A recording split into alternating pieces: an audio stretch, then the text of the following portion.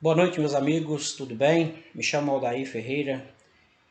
Estamos vivendo uma situação complicada nesses últimos dias, ou nesses dias atuais, onde essa pandemia tem assolado, tem preocupado muitas pessoas, muitas famílias. Estamos vivendo em situação de isolamento, né? Quando estamos em casa, sem podermos sair, né? Mesmo que saindo, tomamos uma série de cuidados, de precauções para evitarmos o contágio, né, deste vírus que tem preocupado todos nós, né? Como se diz, mundialmente falando, estamos sujeitos a um alerta, o alerta de ficar em casa, não sair de casa. E é uma situação preocupante, uma situação que tem preocupado muitas famílias, mas eu gostaria de compartilhar com vocês uma palavra, um texto extraído da nossa Torá, da palavra do Eterno. E são histórias que muitas vezes vocês têm conhecimento, às vezes muitos de nós não de lermos, porém de ouvirmos, porque são histórias que revolucionaram o mundo de então. Histórias lindas, né? Mas preocupante para quem estava sujeito à situação do momento que estavam vivendo. Nós lembramos muito bem da história de Noé, não é? Noé, ele foi o 10º da geração antediluviana e o primeiro depois do dilúvio, porque foi o único com sua família que se salvou das águas do dilúvio. Mas o que eu acho interessante é que nesse texto, especificamente no capítulo 7 de Gênesis, o Eterno, quando estava triste, enquanto que todas as nações, todos os povos, todas as gerações antediluviana estavam errantes nos seus caminhos, eles estavam fazendo só aquilo que o Eterno não agradava, coisas que contrariavam os olhos do Criador. Porém, nessa situação toda, ele, olhando para a terra, ele viu Noé. E, segundo a história, Noé, ele alcançou o testemunho diante do Eterno, diante do Criador, de ser justo. E por isso, o Eterno determinou que ia destruir o mundo de então. E assim ele fez. Mas o alerta para Noé, no capítulo 7, foi que Noé entrasse na arca. Fique na arca. Fique aí dentro da arca até que o Eterno ele julgasse verdadeiramente o mundo de então com as águas do dilúvio. E foram exatamente 1 ano-luz. Noé ficou dentro da arca até que passou o julgamento do Criador com aquelas nações contemporâneas de Noé. Nós vemos um outro texto e podemos ver a veracidade desse texto quando nós conhecemos a história de Israel, os filhos de Israel, quando estavam sendo escravizados no Egito, e foram exatamente 210 anos de escravidão no Egito. E o clamor de Israel chegou aos ouvidos do Eterno. Não significa que o Eterno não estava consciente, ciente, não estava vendo o que estava acontecendo com Israel. Mas Deus sabe de todas as coisas. Porém, chegou um determinado momento que Israel clamou e ele determinou que ia socorrer, livrar Israel. E no derramamento das pragas, que todos nós sabemos, né? As pessoas, tanto os religiosos como não religiosos, sabem o que ocorrera.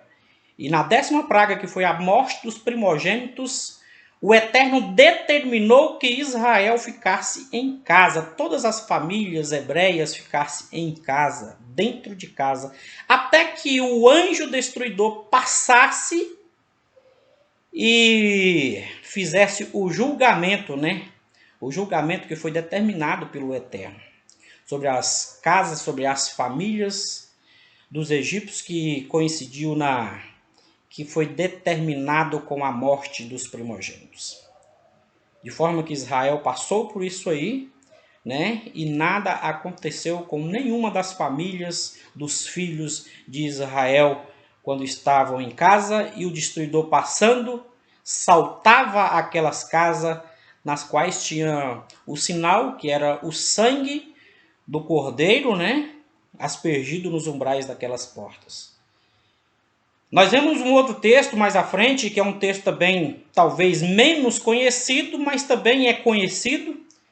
É o texto onde narra a história de Raabe, conhecida como Raabe a meretriz. E Raabe a meretriz, ou a prostituta, segundo a história na Torá, ela, pela fé, porque ela creu na mensagem dos espias que foi enviado por Moisés para a cidade de Jericó, para olhar a cidade, porque o Senhor determinou, o Eterno determinou que iria destruir aquela cidade por causa da idolatria e outras coisas mais. Porém, segundo a história, Raabe a meretriz, ela não pereceu com os incrédulos. Ela não pereceu com os habitantes de Jericó, porque acolheu em paz os espias.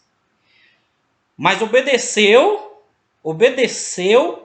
o alerta dos espias.